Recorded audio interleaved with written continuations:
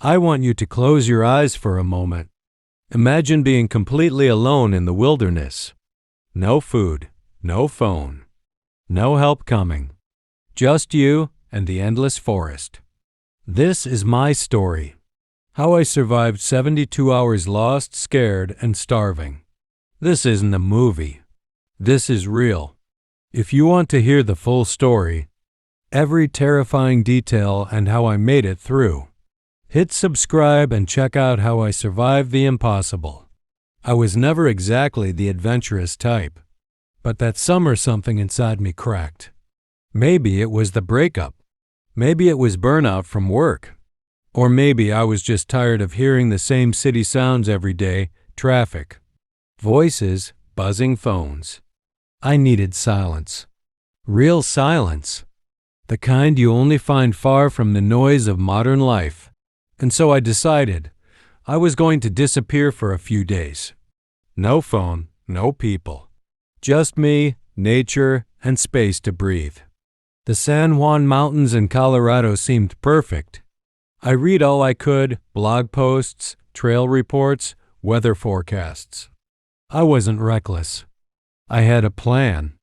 A 12-mile loop, clearly marked, 3 days out, 2 nights camping. I'd be back by Sunday afternoon. I packed everything carefully. A small tent, food for 3 days, water purifiers, a compass map, emergency kit. I even bought a brand new pair of hiking boots. Something I now know was a terrible idea. But I was prepared, or so I thought. I left early that Friday morning. The sun had barely risen. The air was crisp. Everything smelled clean, like pine and earth.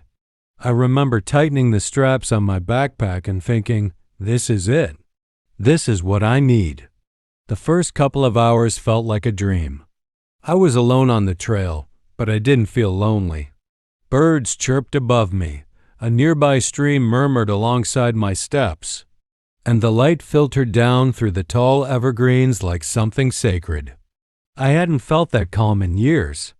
Around noon, I stopped for a break, sat on a flat rock, pulled out a protein bar, and took a long sip from my water bottle.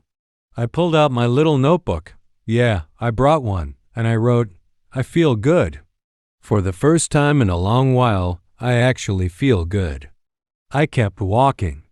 No rush. I had all afternoon to reach the spot I had picked for my first camp. But around 3:30, I noticed something strange. The light began to dim. Not suddenly, more like a curtain being slowly pulled across the sky. I looked up. Clouds, not thick ones. Not yet, but they were moving fast. I checked my map. I was still a good hour away from the camp spot. It wasn't ideal, but I figured I could beat the weather if I picked up the pace. That was a mistake. The clouds thickened. The wind picked up. A strange kind of tension filled the air, like the forest itself had started holding its breath. And then came the first rumble of thunder. It was far, barely audible, but it was there. I hesitated. I could stop right there. Pitch my tent in a small clearing I had just passed, not ideal. A bit cramped, uneven ground. Or I could keep pushing. 1 more mile, maybe 2, and I'd be at the open plateau I'd planned for. I chose to keep going. The trail quickly changed. Mud appeared under my boots. The incline became steeper. The trees grew closer together, darker, as if they were closing ranks around me. And the thunder, it came again, louder. Then came the rain. It started gentle, just a whisper on the leaves. Then suddenly, it was like someone flipped a switch. A torrential downpour, cold, blinding, merciless. And then the fog, thick, white, swallowing everything. In minutes, I couldn't see 10 feet in front of me. The trail disappeared beneath my feet. I stopped walking, turned around. Nothing looked familiar. My heart started to pound. I reached for my compass. It spun, unreliable in the storm. I pulled out the map. The ink was starting to blur. My hands were shaking. And that's when it hit me. I didn't know where I was anymore. I was lost. That realization came like a punch to the chest. I told myself to breathe. Stay calm. You've got this. You've read the books. You've watched the videos. Rule number 1, don't panic. Rule number 2, don't move blindly. Rule number 3, find shelter. But the fear, it doesn't listen to rules. I was soaked, cold. I couldn't tell if I was on a trail, a game path, or just walking in circles. I found a half-sheltered spot beneath a dense fir tree and sat down. My clothes clung to my skin. My fingers were stiff from the cold.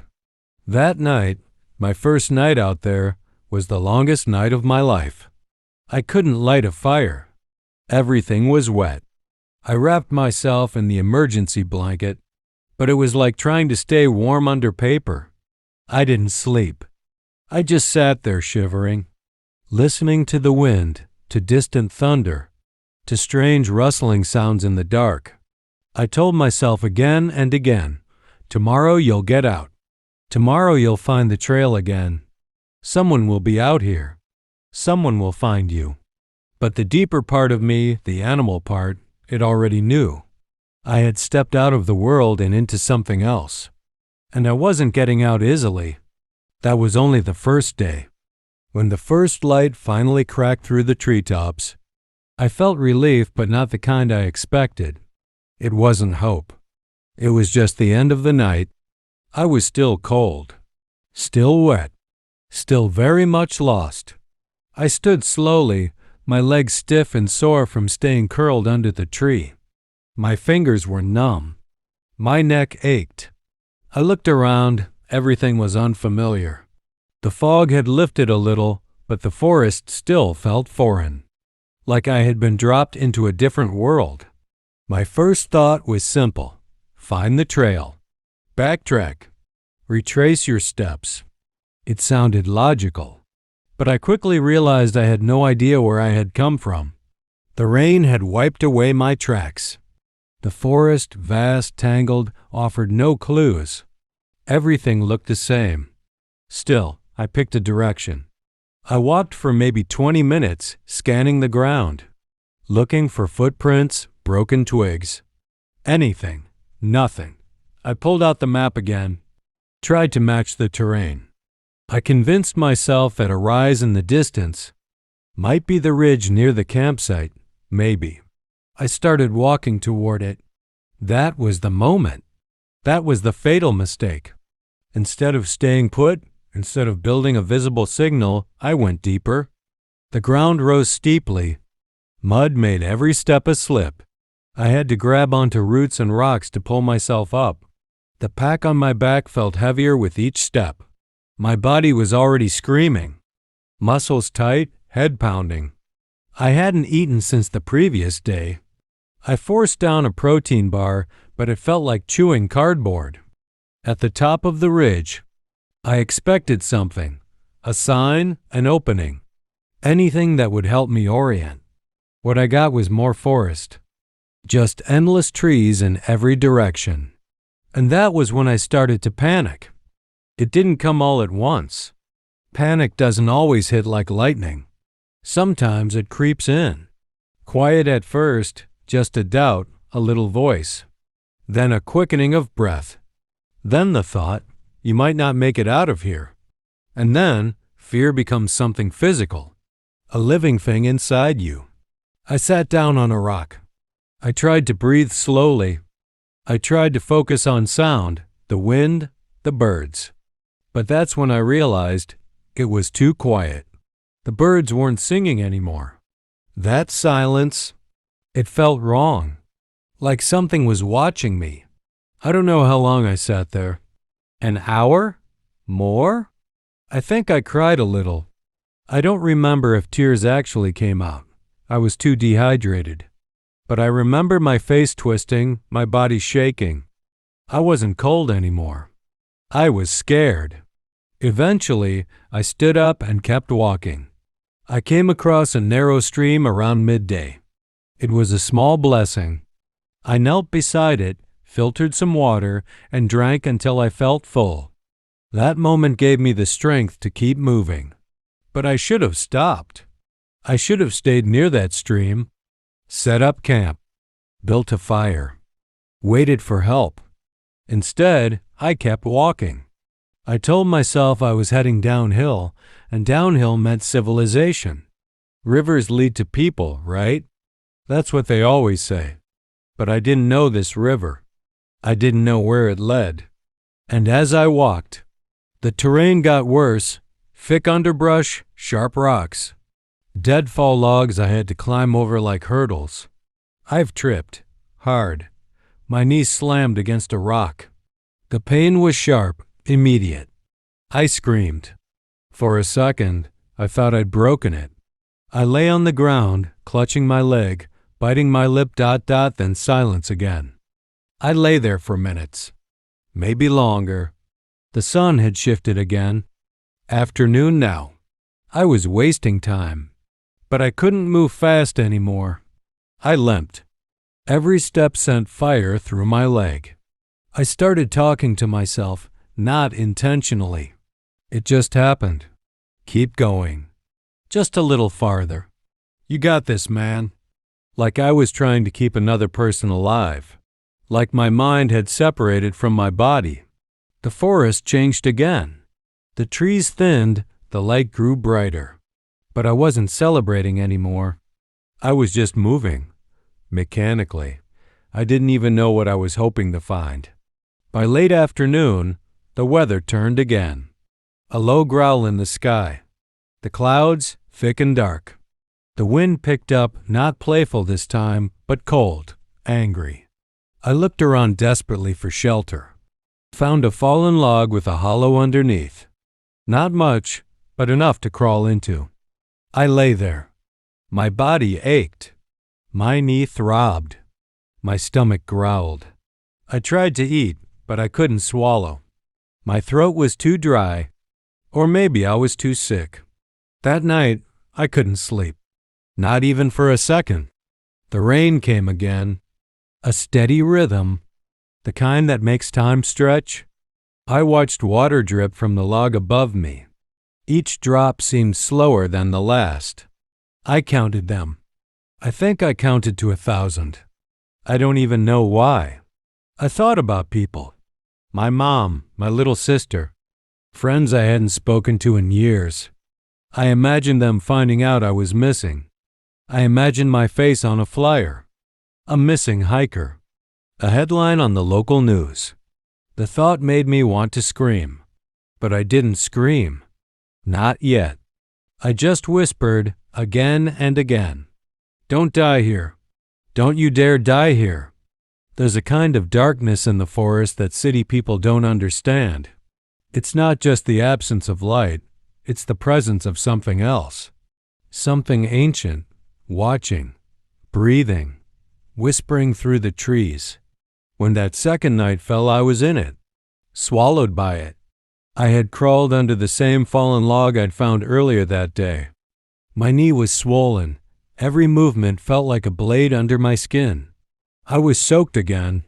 The rain hadn't stopped. It had slowed, then started again. Slow, then fast. Like a sick rhythm the forest played to remind me, you are not in control. I tried to build a fire. God, I tried. My fingers shook as I struck the fire starter. Again and again. But the wood was wet. My hands were too cold to hold anything properly. I dropped the striker more than once. At one point, I just stared at my hands and wondered, whose are these? They looked like someone else's, blue around the nails, dirt deep under the skin, skin wrinkled like a 100-year-old man. I remember yelling. Not a scream, just a sharp, frustrated noise, like I was arguing with the universe and losing. Then silence. Not the peaceful kind, the kind that feels like a trap. The forest was dead quiet, the kind of quiet that presses against your ears. No insects, no wind, no birds. Just me, and that silence. That's when it started, the hallucinations. It wasn't dramatic. Not at first. It started with sound. I thought I heard a voice. Very faint. Like someone calling my name in the distance. Eric. I froze, listened. Nothing. Then again. Eric. I shouted back. Hello? My voice cracked. Nothing answered. Just the rain. Later, I saw something, or thought I did. A figure, just past the tree line. A silhouette, tall, not moving. Just there. I blinked. It was gone. I started crying. Quiet, dry sobs. I didn't even know why. I wasn't just scared. I was unraveling, coming apart thread by thread. I curled tighter into myself. My stomach ached from hunger. I had food, but my body didn't want it. Every attempt to chew ended with me spitting into the mud. My head was pounding. Dehydration, exhaustion, the cold. It all blurred together. The hours stretched like centuries. Time is different when you're alone in the woods, when you don't know if the next moment will bring help. Or the end. I checked my watch every few minutes, hoping I'd see an hour had passed. Usually, it had only been 5, maybe 10. I sang to myself. Not full songs. Just lines. Over and over. I won't back down, no, I won't back down. Tom Petty. My dad used to play it on road trips when I was a kid. That memory, it brought me warmth for maybe a second. Then came the cold again, sharp, alive. I felt it crawling up. My spine like 1,000 needles. And then the worst moment. Sometime past midnight, I think, I gave up.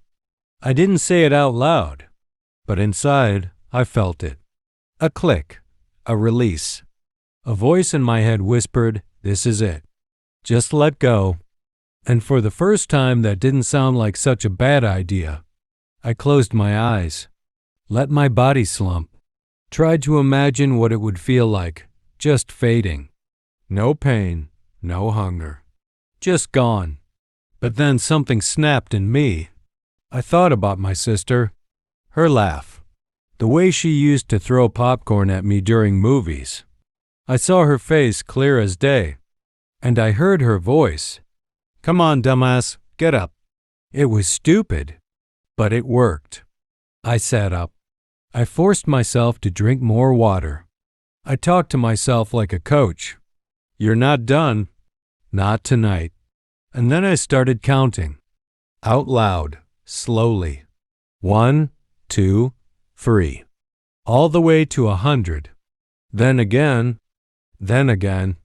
I must have counted to 100 1,000 times. Anything to keep my mind from floating away. I made it to sunrise. Barely.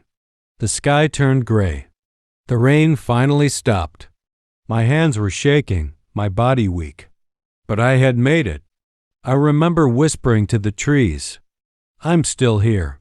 I don't know if I was proud or just surprised, but I was still alive. And somehow that meant I had to keep going. When the sky turned gray that morning, the third day, I didn't feel relief. I felt numb. My hands, my face, my thoughts, everything felt like it was moving through mud. But I was alive, and somehow that still mattered. I uncurled myself from under the log, moving slowly like someone twice my age. Every joint cracked. My knee screamed. My stomach felt like a hollow drum. I hadn't eaten in nearly 2 days. I pulled my pack close and took inventory. Again, carefully, methodically, like a soldier checking ammo. 2 protein bars left. Water filter. A little stove I hadn't used. Emergency blanket, still damp. Compass, useless in the storm, but I kept it anyway. Map, blurred from rain, torn at the corner. Knife. Rope. And most importantly, willpower. That was the only thing that hadn't run out. I knew I couldn't just keep walking aimlessly. I needed a plan, a strategy. I'd gone in thinking I was a visitor to the wilderness. Now I understood I was part of it, and it didn't care if I survived. I limped down toward the stream I had found the day before. I remembered a survival rule: stay near water. Water meant life, hydration, orientation, maybe even help. I filled my bottle, filtered it, and drank. Slowly. It was like gold. That little act, drinking clean water, gave me something I hadn't felt in 48 hours. Control. So I made a decision. I would stop moving randomly. I would stay near the water, conserve energy, build a visible shelter, and make noise. I hobbled a few hundred feet upstream where the ground was a little higher. I found a shallow rise where I could see more of the forest. Still no signs of people, but at least I could see. That was enough for now. I started building a signal. Big rocks, bright objects. I laid them out in a triangle, the international distress symbol. It wasn't perfect, but it was something. Then I gathered branches. Dry ones were hard to find, but I remembered something I'd seen on a survival video. Check under thick trees, deep in brush where rain might not have reached. I found a few sticks that snapped clean. Dry enough. I built a fire pit, stacked the wood carefully, shaved dry bark with my knife. Took my time. Every movement was deliberate. I was tired of rushing into mistakes.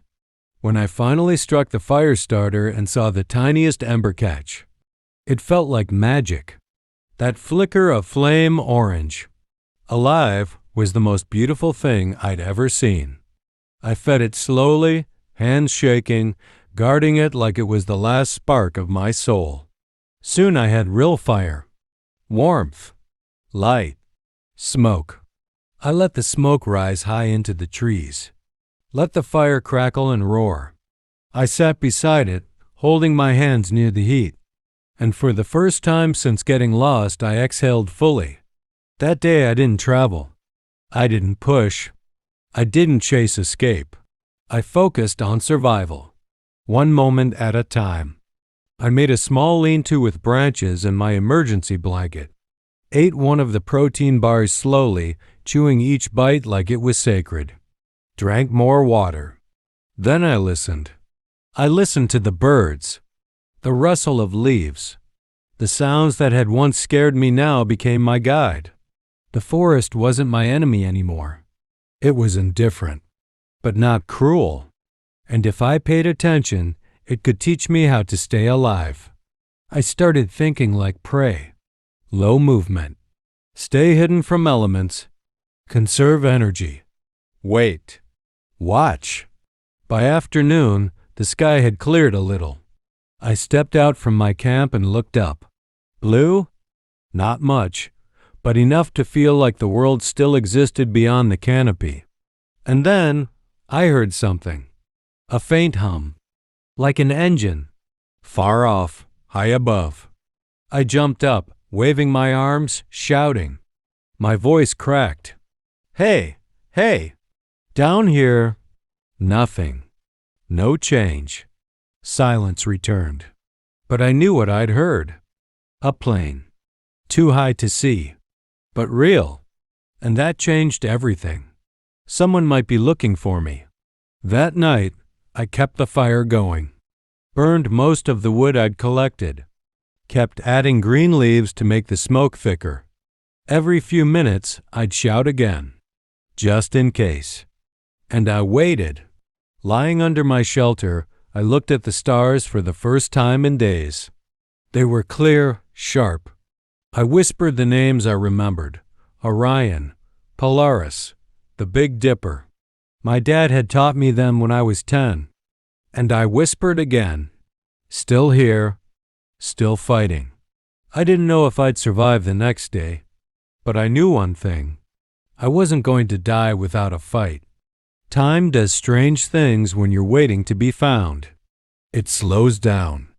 Not in the poetic, Romantic way people say when they're falling in love or watching a sunset.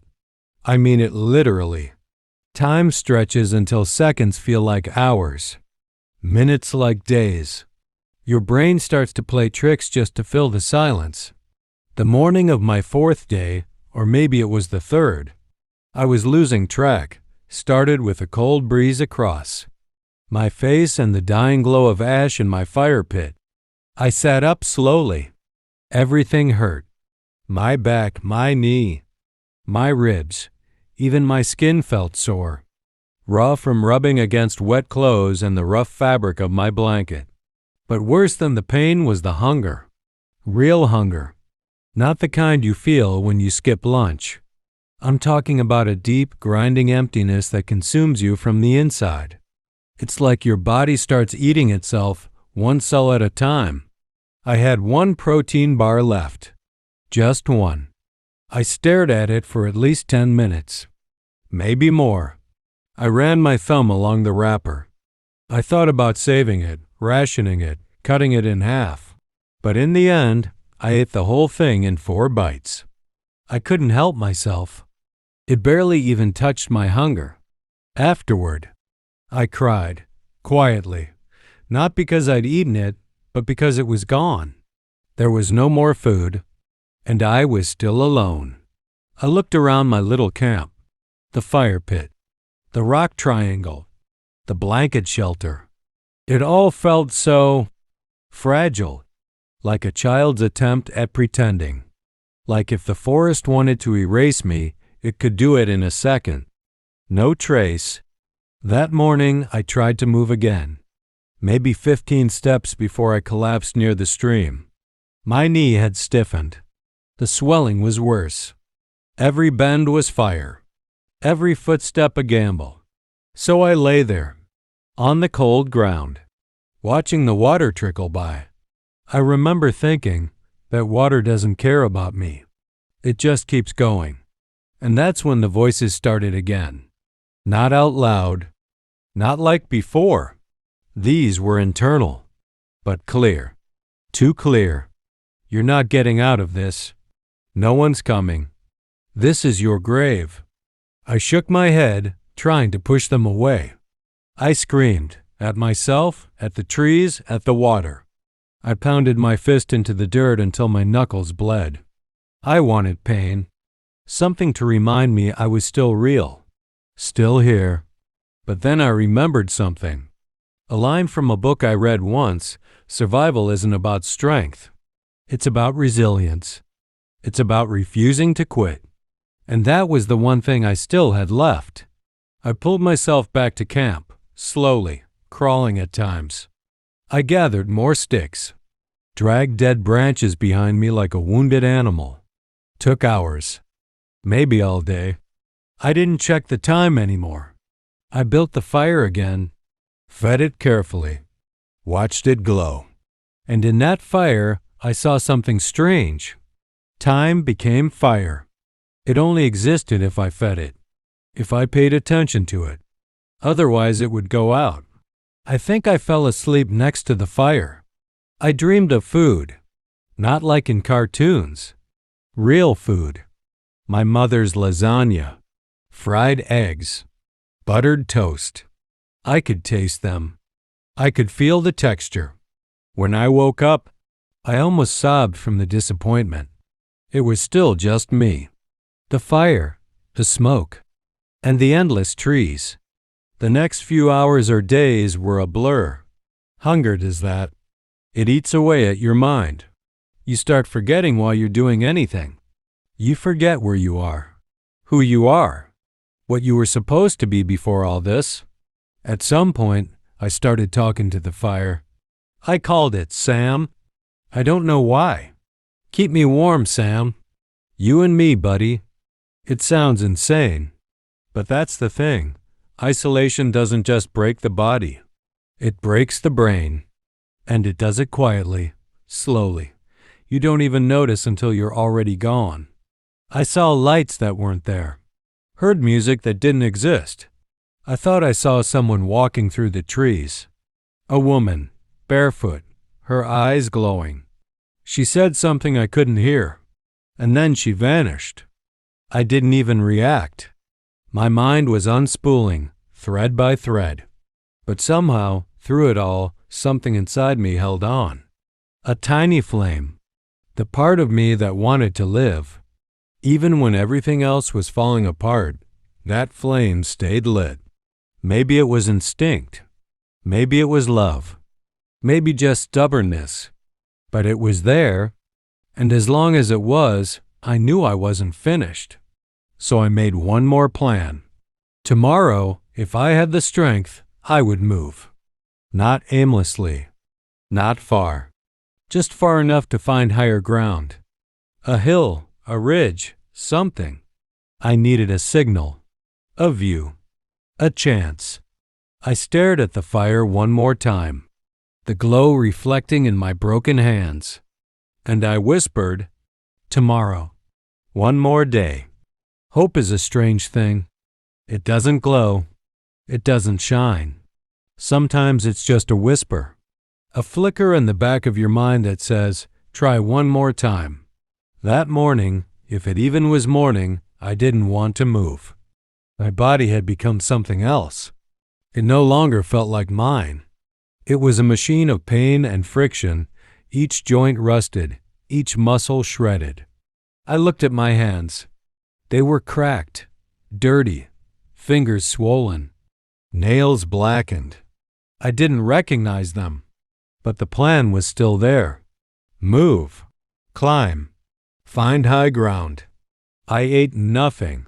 I had nothing. Drank water until I felt sick. Then I packed up what little I had left, tucked the blanket into my pack, doused the fire slowly, and looked around one last time at the camp I had built. My world for the past 2 days. And then I started climbing. Every step was pain. My knee screamed. I used a branch as a makeshift crutch. I leaned on it so hard I thought it would snap. I took breaks every 10 or 20 steps. Not because I wanted to, because I had to. The hill was steep, overgrown, slippery. Roots tripped me. Branches slapped me. My breath came in short bursts. I started seeing black spots, bursts of static behind my eyes. My vision swam, but I kept moving, because there was nothing else. The higher I got, the quieter the forest seemed. The wind picked up, sharp, biting. But I welcomed it. It meant space, openness, a chance. Halfway up, I collapsed, fell to my hands and knees. I remember the taste of dirt. I remember the way my chest convulsed. And I remember the thought, this is where I die. Right here. Halfway up a hill no one will ever find. And then a sound. I thought it was in my head. A buzz, faint, like a mosquito. Then louder. Not a bug. An engine. A small aircraft. Somewhere far, maybe miles away, but there. My heart exploded in my chest. I screamed. Hey! Again. I'm here. I grabbed the emergency blanket, waved it over my head like a man on fire. I shouted until my throat tore open. I knew they couldn't hear me, but maybe they could see. I climbed higher, faster than I thought possible. Crawling, dragging myself through thorns, mud, stone. My legs were gone. My lungs burned. But I kept going. And finally, the ridge. The top. I could see trees stretching out endlessly, but then, to the north, an opening. A long cut in the forest. A valley. A river snaking through it. And a road. A dirt road, faint, winding. I fell to my knees and laughed. A dry, cracked sound. I made a signal with the blanket. I spelled SOS with sticks and rocks. I waved, screamed. The plane never turned. It vanished into the sky. But I didn't stop. I stayed up there the rest of the day, waving, watching, listening. Around sunset, I heard something else. A low rumble. Not above me. Behind me. I turned, and through the trees I saw it. A red jacket, a figure, a voice calling, "Eric!" I collapsed. Tears, relief, collapse. 1,000 emotions crushed me at once. I couldn't speak. I couldn't move. I just let go. A hand on my shoulder. A radio crackling. "We got him. He's alive." And in that moment, I felt everything all at once. Pain, joy, humiliation, gratitude. Mostly peace. They gave me water, wrapped me in warm cloth. The man kept talking, but I barely heard it. I just kept whispering the same words. "I'm here. I'm here.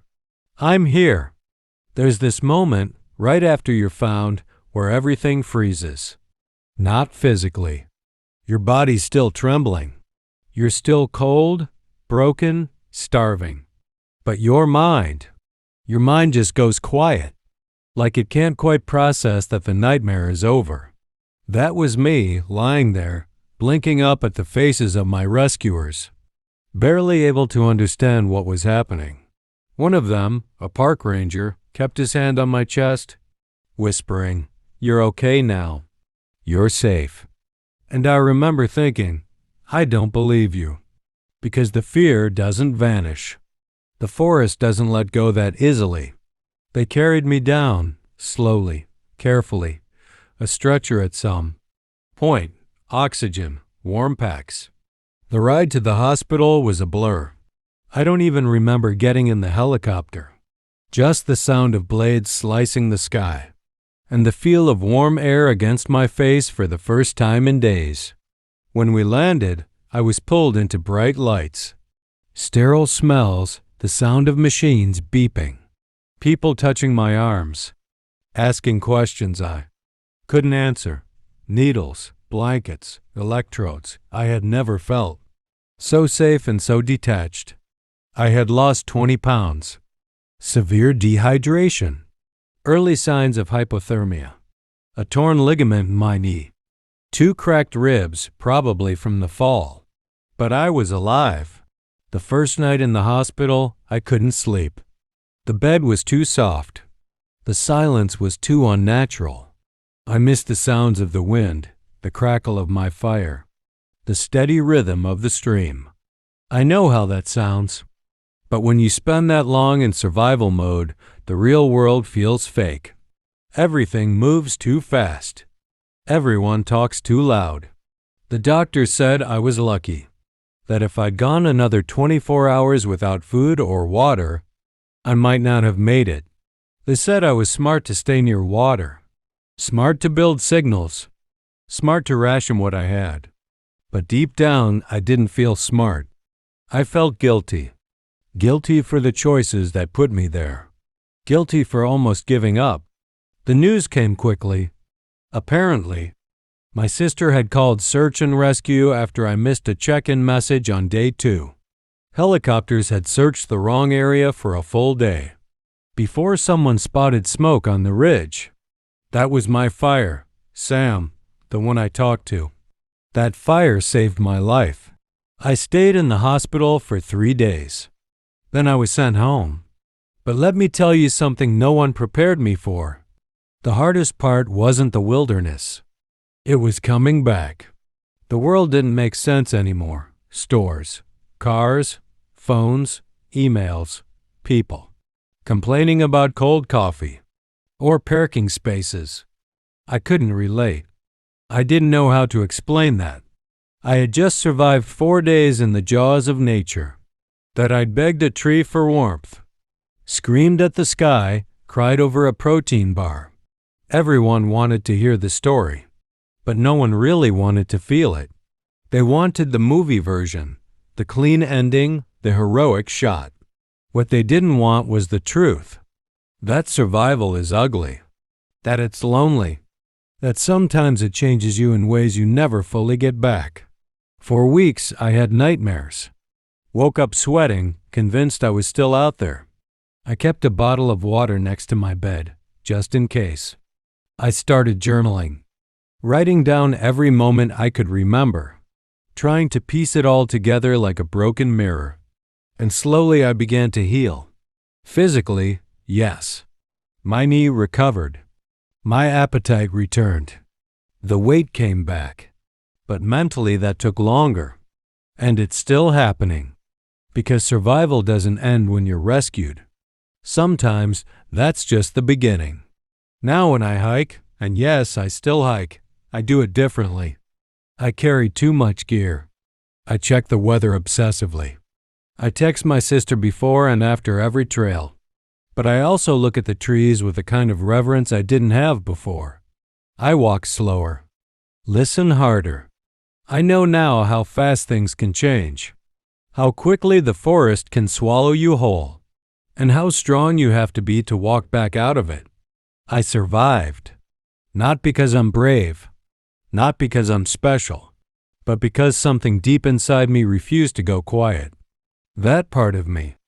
That voice that kept whispering. You're still here. Don't give up. Live. Live. If you've made it this far, thank you. Thank you for listening to my story. For staying with me through every moment. The fear, the fight, the silence. Survival stories like mine aren't just about pain, they're about hope. About the strength we don't know we have until it's all we have. So if this story moved you, if you believe these voices need to be heard, please consider subscribing. It means more than you know. I'll be here every week, sharing the impossible stories of those who survived. Until next time, stay safe and never stop fighting.